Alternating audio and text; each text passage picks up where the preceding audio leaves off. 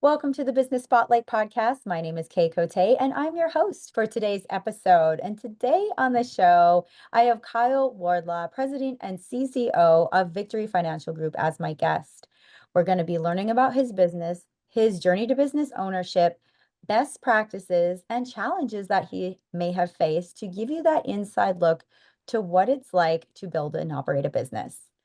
Well, welcome, Kyle. So great to meet you. Thanks for being on the show today. Yeah, Kay, thanks for having me. Look forward to our conversation. I am as well. But before we dive into all things business, I'd love to learn a bit about you. So feel free to share a bit about yourself.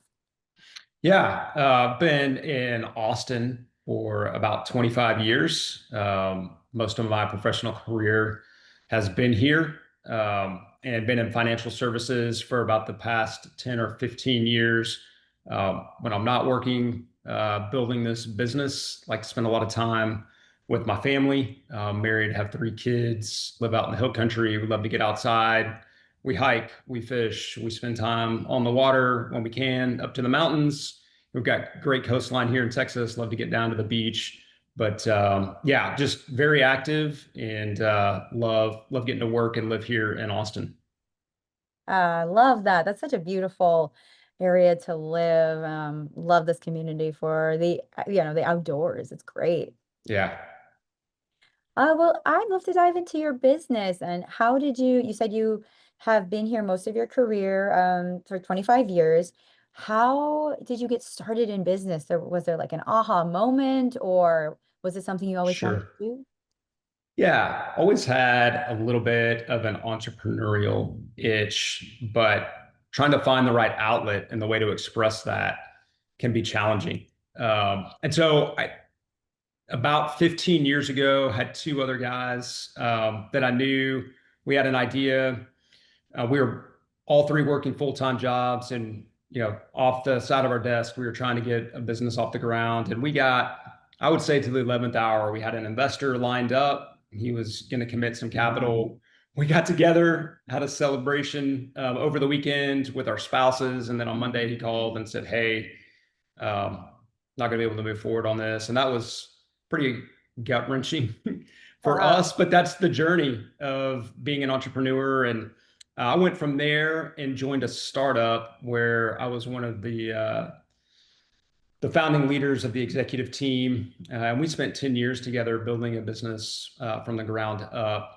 Started with nothing and finished about 100 million of gross revenue, sitting inside a larger parent company organization that was ultimately sold in 2021. So there was an exit there. And, when entrepreneurs and business owners have exits, those are times to pause and reflect and then try to decide how you want to move forward. And felt like I still had a lot of energy left and a lot of lessons that I've learned along the way. Um, Over the 2 decades that I've been doing this, and was ready to jump in and launch something new. And so Victory Financial was launched in May of 2023, and we're a little over 2 years in, and we've been fortunate to have a lot of success out of the gate. oh, incredible. Well, yeah, I'd like to dive into that your current business that you're working on. Sure. What does your ownership structure look like? Are you kind of like, I know you're CCO. Can you share a bit about your role and some of your other team members? Yeah. So this was a marriage of two professionals in this business, some different paths. And my business partner is a guy named Jeff Davidson. He and his wife, Allie, started another business in Austin, a fitness business called Camp Gladiator. And so Jeff helped Allie run that business, but he started out as a financial advisor out of college, and came up through the ranks as an advisor here locally in Austin with a company called Equitable. And I came up on more of the home office, back office side that supports financial advisors. And we were just both at inflection points in our career and said, man, there's lots of things, there's lots of potential in this business. The greatest thing about this business is the advisor and their client relationships, but there's lots of things that are broken in how financial services, financial advice are delivered to clients. So let's go see if we can figure out a way to do that better. So over, like a lot of stories over a breakfast, we shared our dreams and ambitions and shared vision for what this business could be. And so we came together. We're joint partners in this. To get it off the ground, we had to have a couple of financial advisors come and join us. So we have some founding financial advisor partners. But the way that the company's structured, Jeff and I are in the cap table. And then we share 50% of the profits at the end of every year. If there are any profits in the company, Jeff and I split that 50-50 with our partner advisor. So Jeff and I on one side of the cap table split our 50%, and then 50% goes into a profit sharing pool for our financial advisors. I guess I should also pause. Victory Financial is a registered investment advisor. We're a financial services platform, provide products and services and resources to financial advisors to be able to serve and take care of their clients. Point about that maybe a little bit backwards, but that's who we are and what we do. That's the ownership structure. Have a team of about 10 people underneath me that help support this business and help serve the advisors and help solve problems for them and help them be able to maximize the amount of time that they're able to spend facing their clients and not looking back over their shoulders doing administrative, non-revenue, non-client focused activities. Definitely. Well, thank you for sharing about the business. That was going to be my next question. So I Okay. love that you answered that. And so I'd like to learn about your ideal client. You mentioned your clients that you're providing services for. Sure. How would I know, like if I walked in your doors or saw you online, that I was a good fit for you? Yeah. So our company, we are set up to serve financial advisors. So our ideal client is a financial advisor that's been in the business, kind of made it through the early years, 5 to 7 years in on the low end, um, kind of as an entry point or a minimum in advisors with a book of business. So the way that we measure like the size of a financial advisor is through their AUM, their assets under management. So 25 million of assets under management up to 500 million of assets under management are an advisor or an advisor team. They're are going to thrive at Victory Financial and really who we're built to best serve in the marketplace. Oh, that's very cool. And thanks for sharing about your ideal client. So, how are you now currently acquiring those clients or finding your clients, Yeah, I should say? sure. Yeah, I mean, recruiting is the lifeblood of this business. Bringing in new advisors is how we're generating revenue and keeping things flowing. And so, recruiting trumps everything. And that's what Jeff and I. That's the beauty of having a great team that you know and trust underneath you that can handle the day-to-day operating in the business. That frees Jeff and I up strategically to focus on recruiting. How we're finding those. We've been in this business for a long time. So fortunately, we have a lot of great relationships. So you leverage referrals and your natural network. That's where you start. Out of that, there's a compounding effect. You bring in one advisor, maybe they know one or two other advisors that would really resonate with our story. So they make introductions. As we work out just our natural network, we've engaged with platform partners that we work with. So there are different vendors and solutions that we partner with to help deliver capabilities to advisors. They're interacting with advisors that we don't touch every day. So we try to get in front of them, tell our story. Hey, if you're coming across advisors that are looking for a change or something different, keep us in mind. And then we have a few third-party engagements with individuals that are keeping an eye out, understand our unique value proposition and the type of advisor that we're looking for that I mentioned earlier. And so they're a lead generation referral source for us as well. That must be huge. I was thinking referrals and that natural network and compounding, that would be a huge, value to you and leveraging that. And so have you run into any challenges I love to share the transparent view of Yeah, absolutely. one's work, but yeah, have you ran into any challenges in finding those new clients? And if so, how are you working to resolve those? Yeah, so specific to our business, if an advisor is to a point where they're looking at making a change in the who they partner with to be able to take care of their clients, they're asking themselves, do I just swap my existing platform out for another one, or do I go and start my own platform like what we did at Victory? So um, that's probably the biggest challenge that we face in our recruiting is helping advisors navigate. Does it make sense to go and do my own thing or snap into a platform like Victory? The benefit at Victory is that we provide a lot of economies of scale. So when you pull your resources together, you get greater attention, better pricing with vendors and partners that are out there. And then you're not alone. You get to share ideas with other people that are in the business. Maybe someone else has expertise in an area that you don't. You can lean on them and leverage them.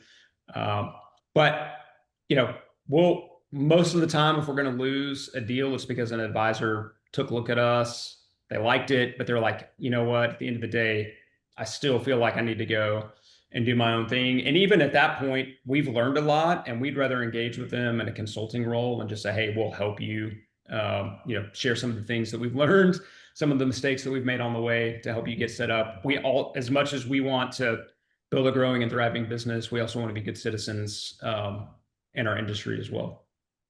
I think that's a golden nugget that so many industries can look at as there's sometimes a different value add or something, like you said, like just being like a good citizen to your industry.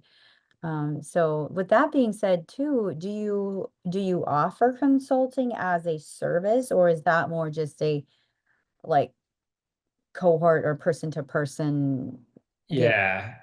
Every advisor engagement is different, and every advisor engagement is consultative in the sense that largely they don't know how to navigate the change process. And so that's where, one of the areas of expertise we have is we can help them navigate that change. We've got great resources to help them navigate those change coming into our business. We can also coach them along the way of how to clear a lot of the hurdles that they're going to face if they try to go and do it on their own. So that's really what you're trying to establish in those early fact-finding engagements, is which direction is this going to go. But we don't charge a fee for consulting at all. Again, it just kind of goes back to that. At the end of the day, I'm more about the advisor finding the right place for them to be able to take care of their clients than I am about acquiring an advisor. So it's not cutthroat, like you got to come to us. There's no other option.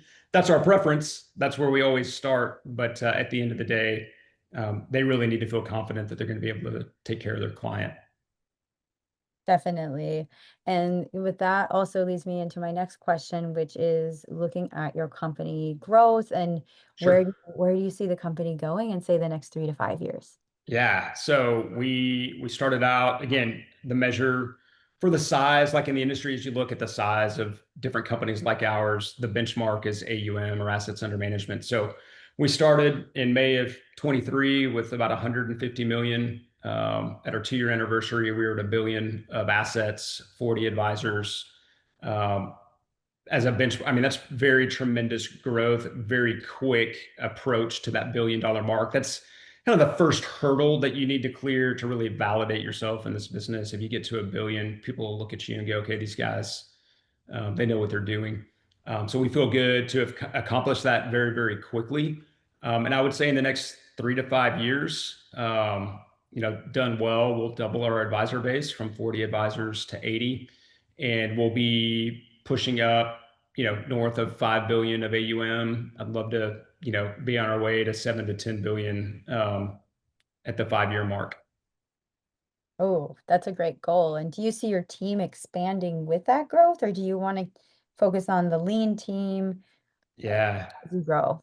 that's always the challenge as a business owner, is calibrating your revenue and expense. And so I think our approach is run lean and add in resources as they're needed.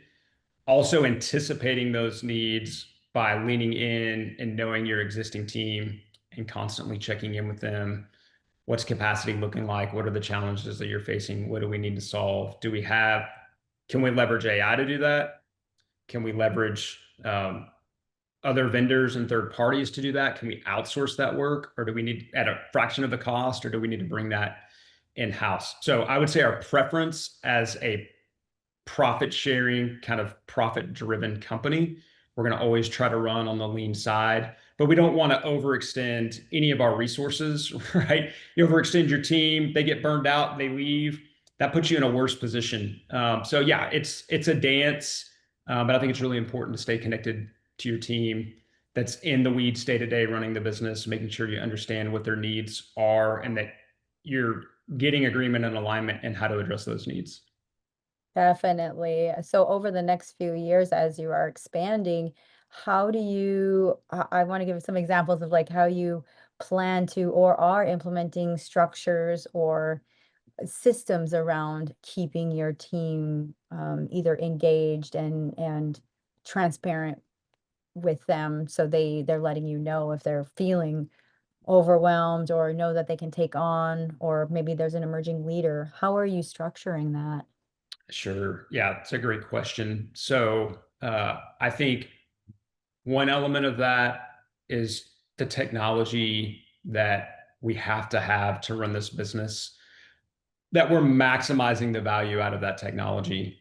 So continuing to press on our tech partners, asking them for more, making sure that we're maximizing the value of those tools and resources.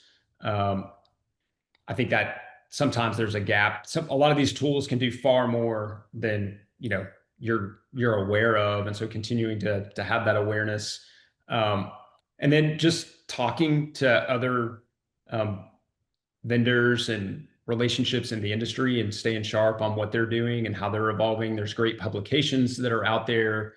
So staying well read and staying on top of those things, all just are data points that help inform what we need to be doing to grow and evolve the business. There's definitely like a base layer of things that you have to operate it every day, Mhm. but continuing to look like what can we do to enhance it? Is there something that we're missing and that we can do better? So yeah, I think just having our finger on the pulse of what's going on in the industry, leveraging the tools and resources that we have, and then just making sure that we're connected in to the community in the industry. There's roundtables that I go to, so I'm rubbing shoulders with other executive leaders and companies similar to mine, learning best practices and what they're doing. And that's the great thing about this business and this industry in particular. When I talked Mhm. about being a good citizen, it's real easy to do that because there is this general sense of collaboration within the industry, and not like, hey, we're going to hold our cards close to our chest and um, not help each other out. So I've found that that's been a great part of being a business leader in this business. That's such a cool thing to hear too, that there is that camaraderie amongst the different firms or in the industry. I think like seeing that in the world as we shift in business, Yeah, see, and I see it in a few different industries as well. So it's nice to see that as opposed to the more dog eat dog sure. world. Yeah. This, at the end of the day, this is still, I know our world is changing with technology and AI and the speed at which information is delivered, but the financial services industry largely is still a very relationship heavy driven business. It's very much still a handshake business. And I love people. I love getting to know people and their stories. And so, like I said, every advisor engagement's different. Every advisor engagement, they have different hopes and dreams and things that they're trying to accomplish. And I love drilling down and getting to know them at the individual level, and then trying to piece together their ways that we can help them accomplish what they're looking to do in their own individual businesses. Definitely. I do want to back up. You said something that really struck me that I want to dive into.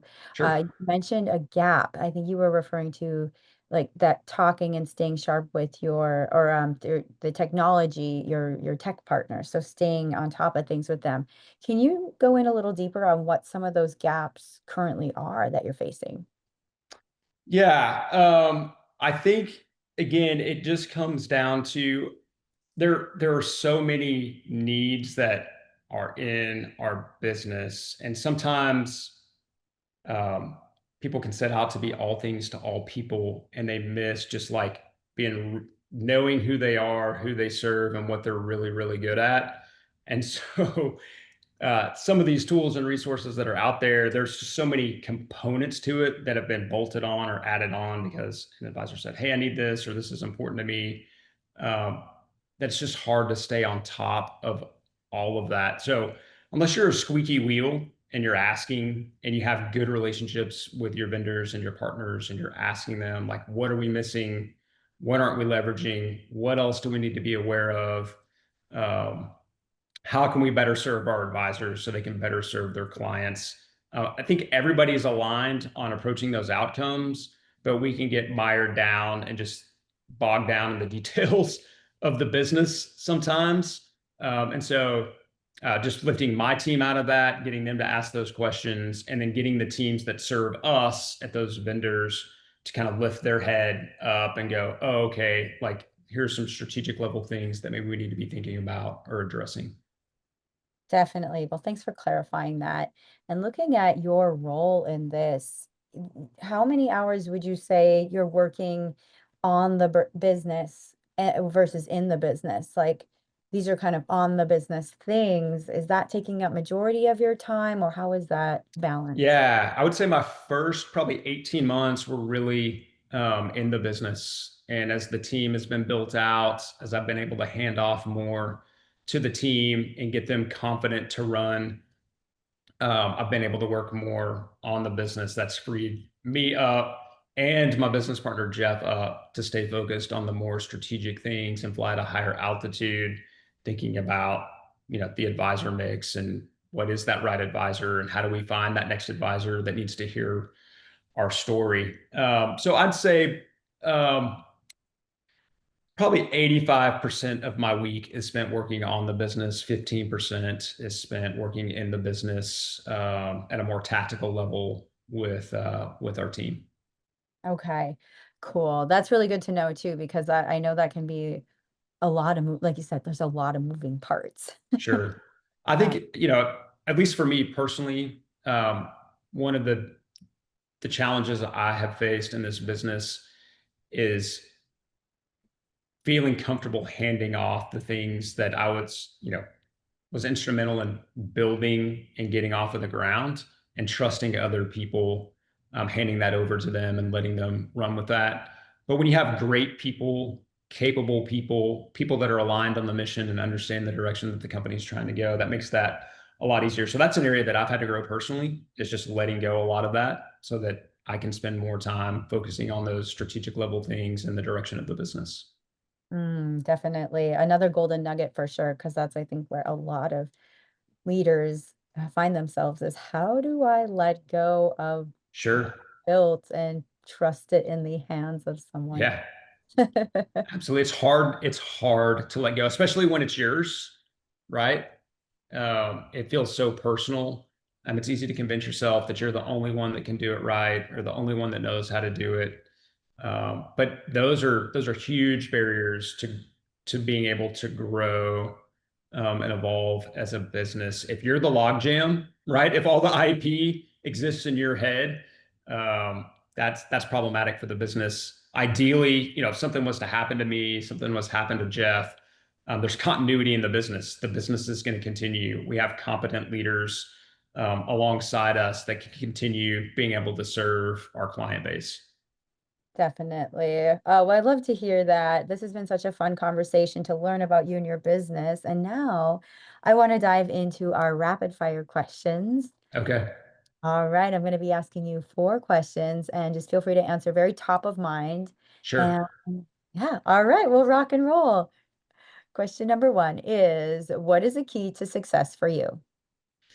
I think it is, I'm just going to go back to what I just said, getting out of the day to day in the business stuff, handing that off to the team, allowing myself to work on the business at that strategic level.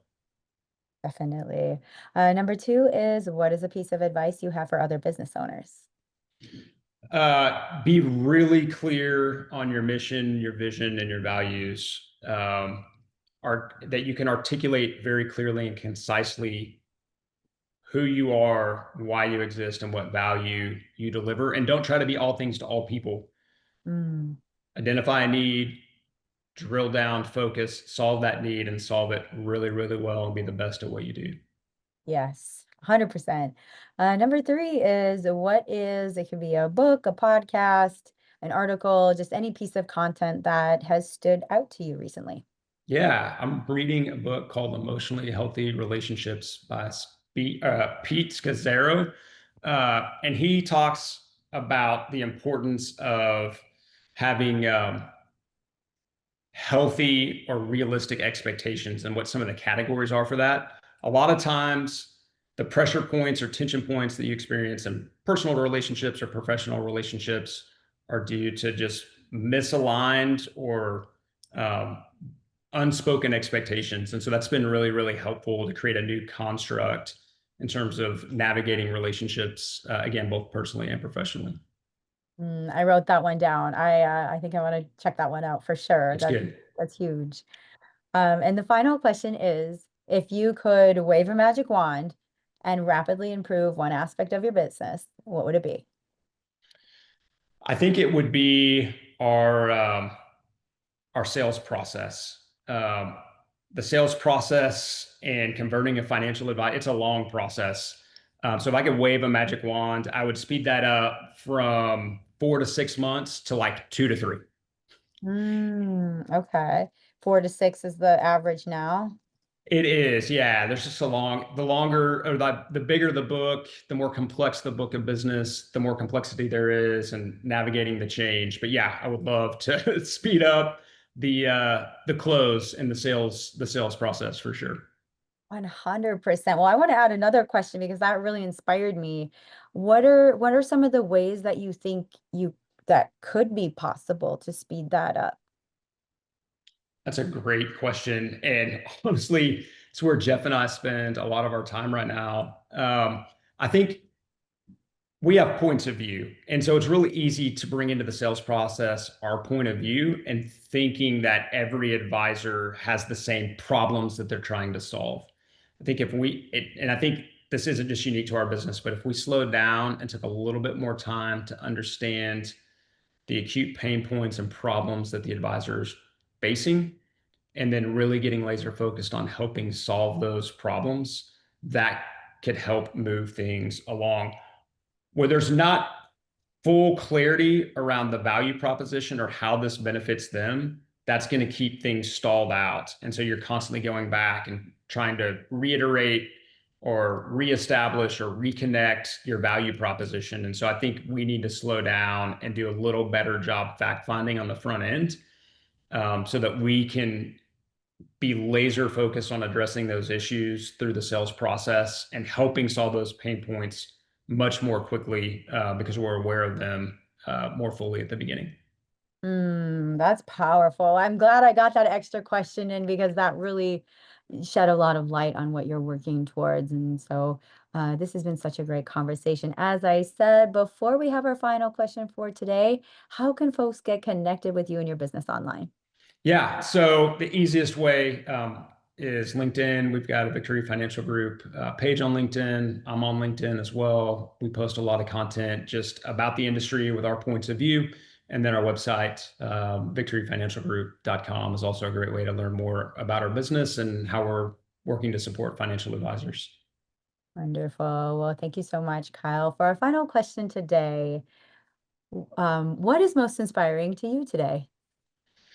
Most inspiring. Um, Man, top of mind, right? I think I love living in Texas. I love being a Texan. You can hear it in my accent. I think most people, we're doing this right after the 4th of July, historic floods in the Texas Hill Country, lots of chaos, Mm, lots of devastation, at catastrophic levels, but just the way that the communities have come together to care for each other, to support each other, to rally to help recover and rebuild. Just seeing that is a breath of fresh air. I think things sometimes can feel very divisive in culture today. And so when you have events, as even though it was tragic, like that, that just kind of remind people like we're all human, and we come together. And when we come together, we can achieve great things. That is so true. I completely agree with you. I've seen so much community support in this time from everything from even like our grocery stores doing, Yeah. add a few dollars, add as much as you want to your grocery bill that goes to support the relief, which I think is huge. Yeah, absolutely. Well, thank you so much for this very inspiring conversation. I think it's going to be a hit for our listeners. And if you're watching or listening to this right now, listen to this a couple times through because there's so many good nuggets of information here that can help support your business growth. So again, thank you, Kyle, for this conversation. You got it, Kay. Thanks for the invitation. I really enjoyed it.